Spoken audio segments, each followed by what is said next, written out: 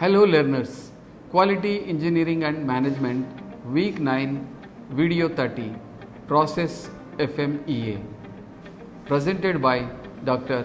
N. Venkateshwarlu, Associate Professor, Mechanical Engineering, School of Engineering and Technology, IGNOU, New Delhi.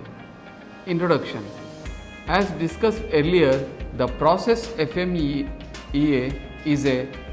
is used primarily to identify areas of criticality, to control and to emphasize the design of inherently more reliable process. The preparation of a process FMEA should always be starting point in the application of statistical process control. Objectives. Learners, after listening this video lecture, you should be able to understand what is process FMEA, describe the objectives of process FMEA, explain qualitative and quantitative approaches of FMEA. Process FMEA. The FM failure mode effect analysis helps in understanding of the process and in the pinpointing of critical areas to control. Process FMEA is an analytical technique, identifies potential product related process failure modes. Customer normally is end user but can be next process tool. So what is a process FMEA? So it is an analytical technique. It identifies potential product related process failure modes.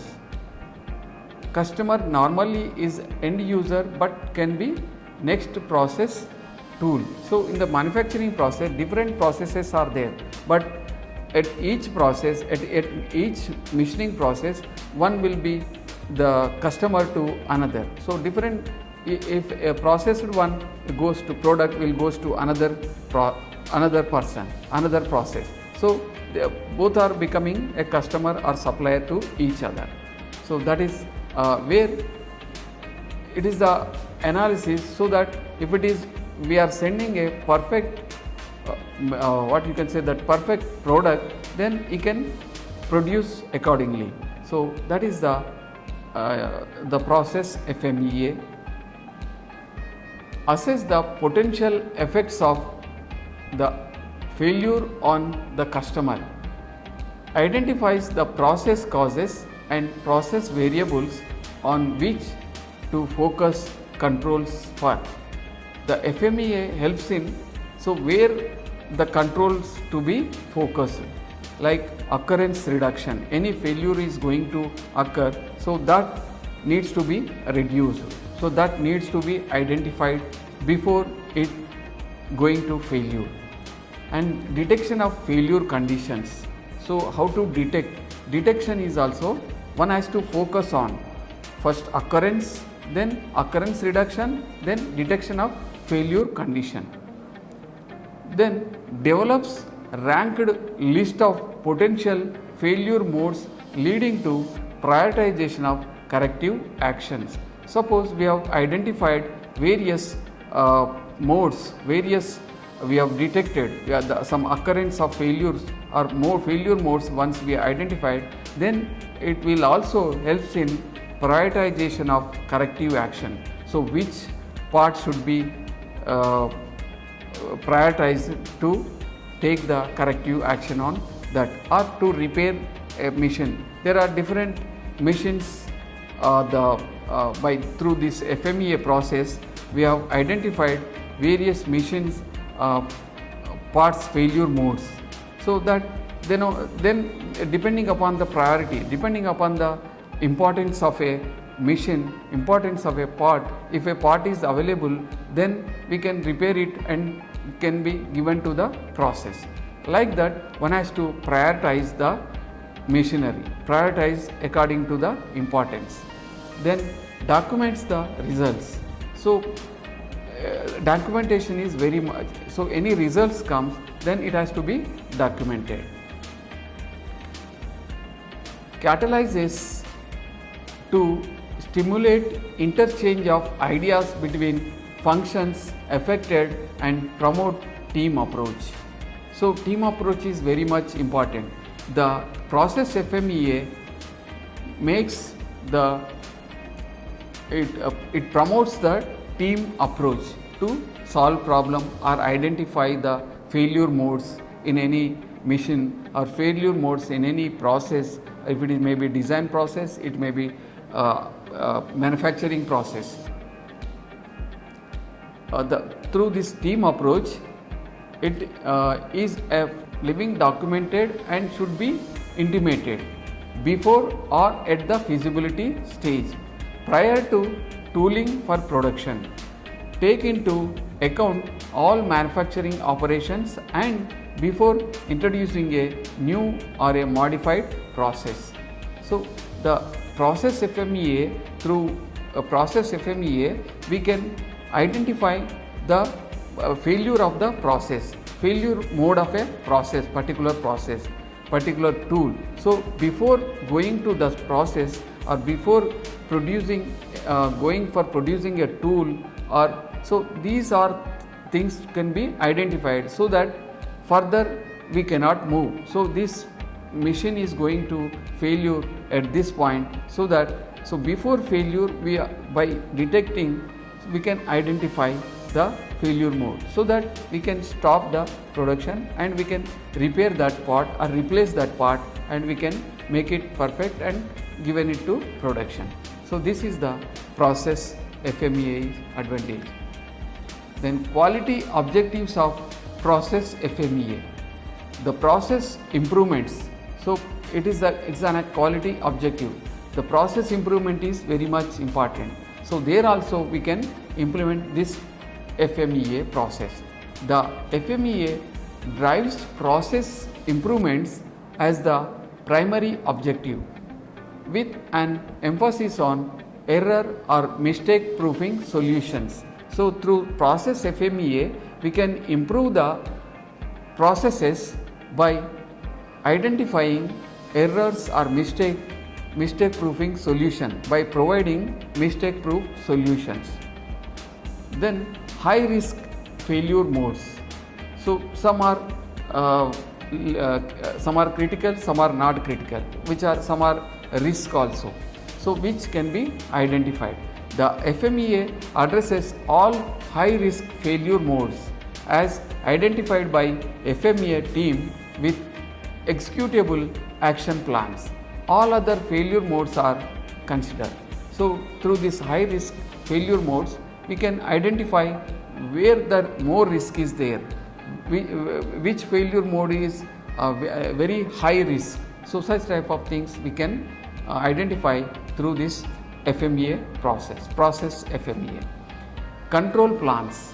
Then once a failure is going to occur, what control measures we have to do, what the control plans.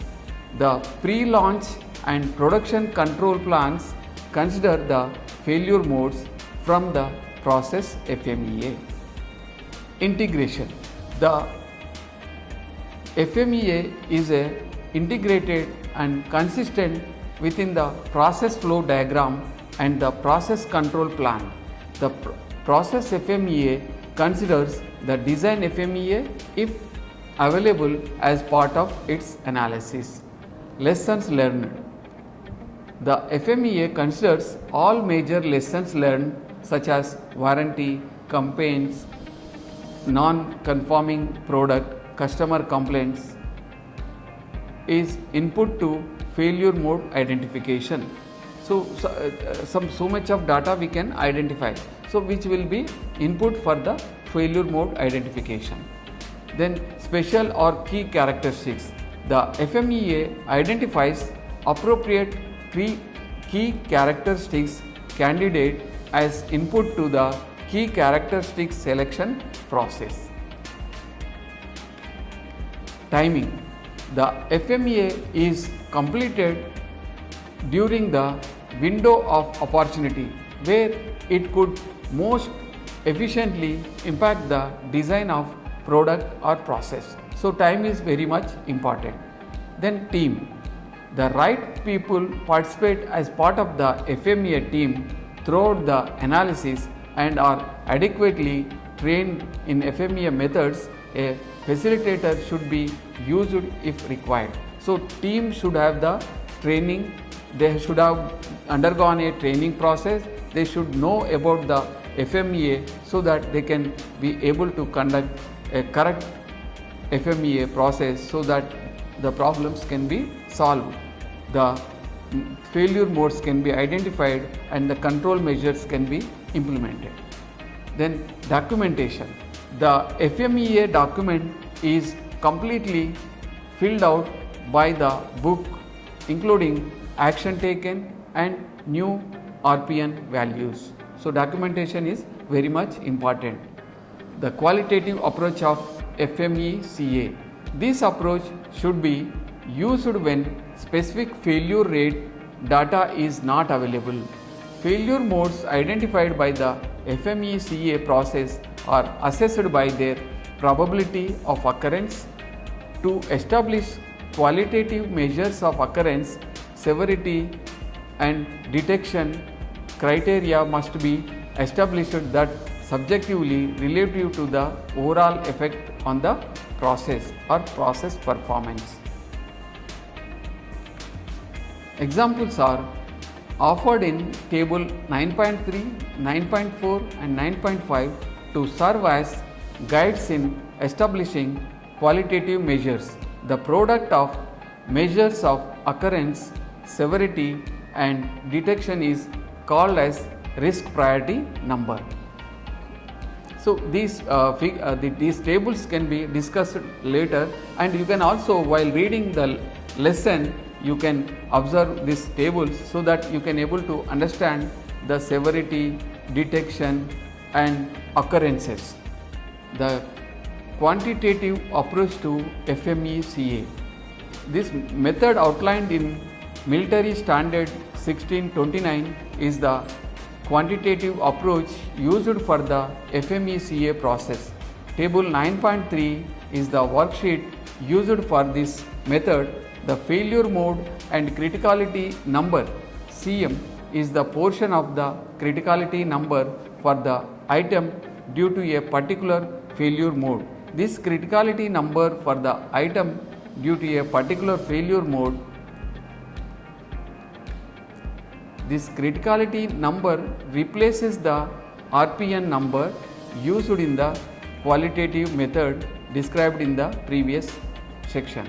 The criticality number CM for a failure mode is determined by the expression. The equation is the CM is equal to B into A LP into T, where B is conditional probability of loss of function, A failure mode ratio, LP is equal to part failure rate, then T is the duration of operating time, duration or operating time. The B value represents the analyst judgment as to the conditional probability that the loss will occur and should be quantified in general occurrence with table 9.6. The failure mode ratio A is the probability that the part or item will fail. If all potential failure modes of a particular part or item are listed, the sum of A value for that part or item will equal 1. Individual failure mode multipliers may be derived from failure rate source data or from test and operational data. If failure mode data are not available, the values should represent the analyst judgment based on analysis of the item's function. Part failure rates, that is LP, are derived from appropriate reliability prediction methods using mean time between failure MTBF data or possibly other data obtained from handbooks or reference material. Manufacturers often supply failure data. However, it is important that the environment the item will be subjected to is similar to the environment the manufacturer used when obtaining the failure data. The operating time T is usually expressed in hours or the number of operating cycles of the item being analyzed. The A and B values are often subjective, thus making the supposed quantitative method somewhat qualitative. All things considered, it is generally understood that the FMEA process is a qualitative method of analysis. Learners, the table 9.3 explains about the occurrence probabilities.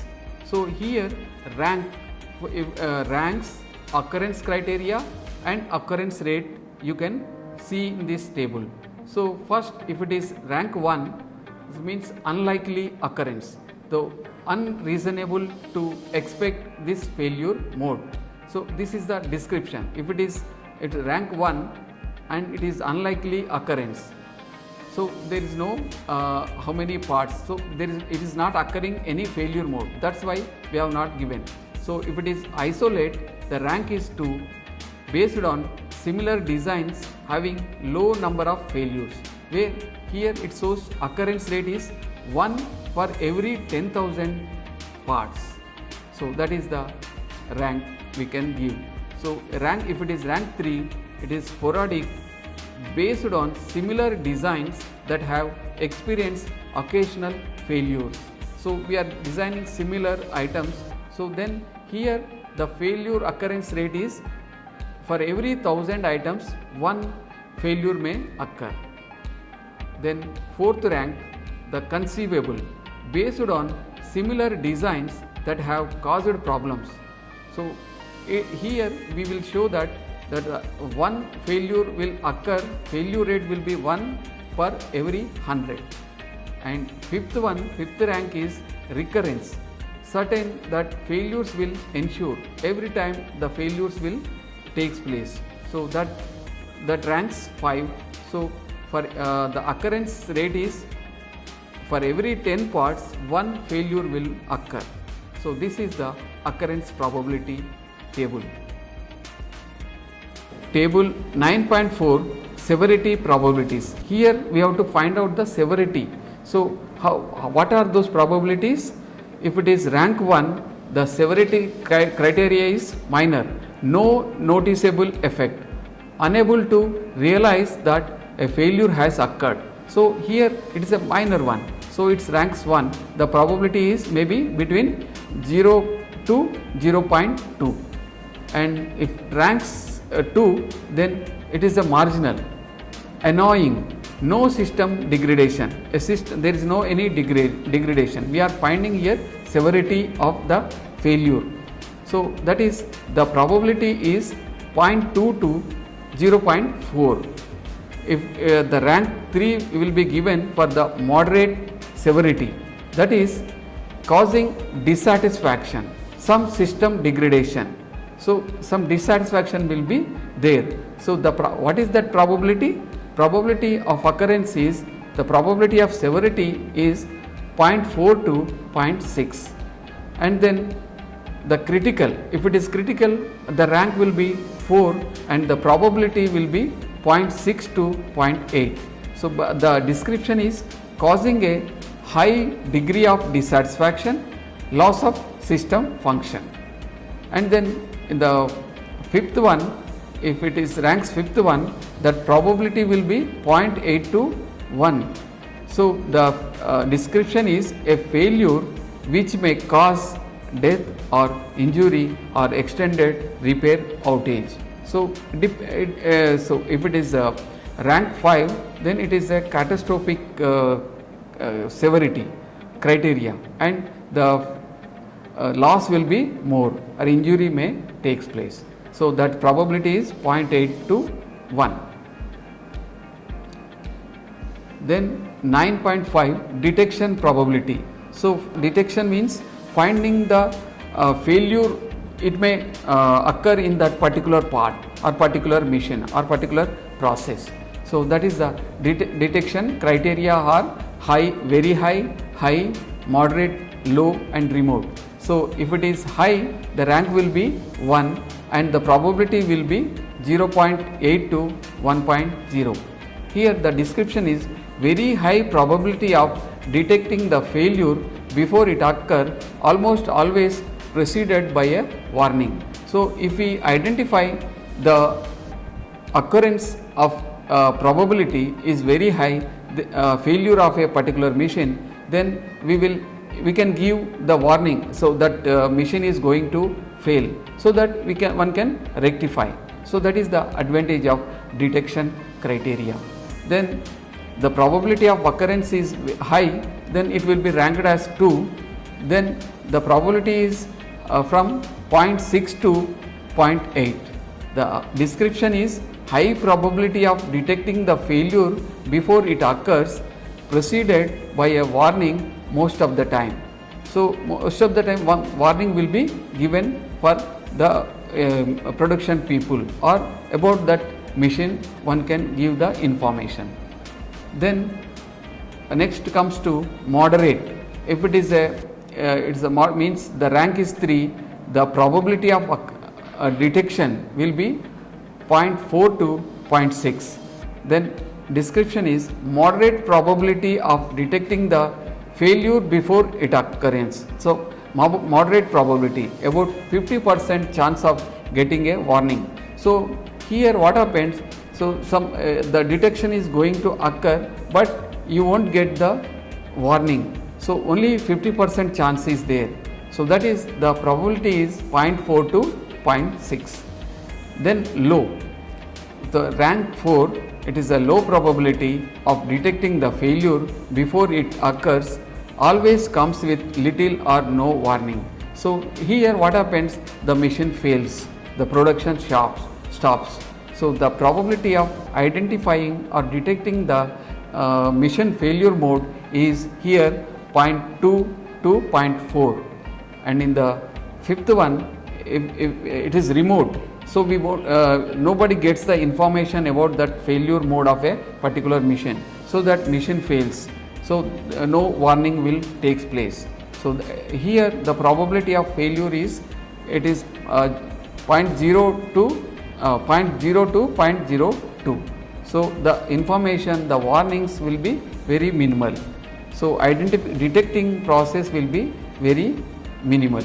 So these are the detection probabilities criteria. Then the table 9.6 gives B values represents the analyst judgment. So here the analyst, sometimes we have to pull up. So sometimes the analyst, those who are conducting the FMEA analysis, he can give the judgment. Then actual loss, the probability of loss function is equal to, actual loss means B is equal to 1. So then probable loss is where the probability of loss of function is 0.1 to 1.0. So then possible loss, the probability of loss function is 0 to 0.1. Then no effect, where the probability of loss will be 0, that is B is equal to 0. So these are the tables. You can, reading these tables, you can understand better about the failure mode criticality analysis. So now the conclusions. Learners, I hope you understood what is process FMEA, quality objectives of process FMEA, the qualitative approach to FMECA, the quantitative approach to FMECA. Thank you.